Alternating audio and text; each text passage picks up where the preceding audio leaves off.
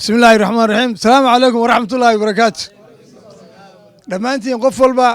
مقعي مناسبة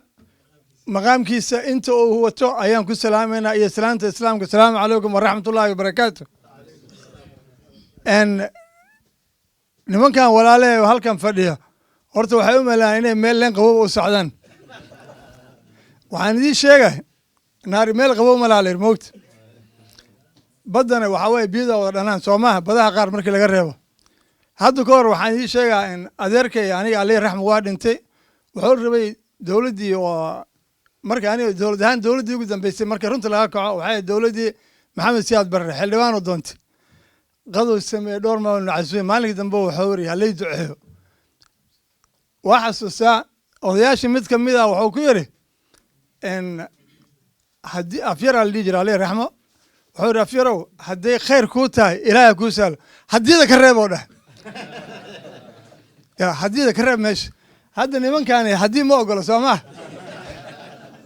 marka horta khayrka Ilaahay waafajiyo niman dhalinyaraateen wadankii marka ay sheeg kulay in hadda maanta waxa ka muuqatay horta ninkan wuxuu wataa waa dareemi karaa niman badan oo maaragtay ii sheeg oo sponsora sida Axmed iyo maaragtay ii sheeg Ali Maxamed Diino inta fadhiyo iyo jeebanayaal wata laakiin qolada kan dhimana faataxan ku kaalmeynaa ayagana marka in dhamaantiin way soo dhaweynayna in hal midaan isku dardaarma hadii la yiraahdo in yoom waxa jirta kulligeen diinta waa wada naqaanaay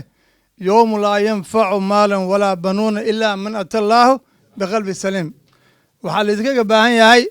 أرتكو وحق من يسوء إلهي ودوو سنة النبي عليه الصلاة والسلام راعي آخر هذا أوترت انت أصلا تقول دردارما مدى كلو كفتن كا وحان إلهي مركي عاد ماشي هشانو إلهي جقد يسألو تلفوني عنك حرنينا مركي إن شاء الله خير عندي رجينا السلام عليكم ورحمة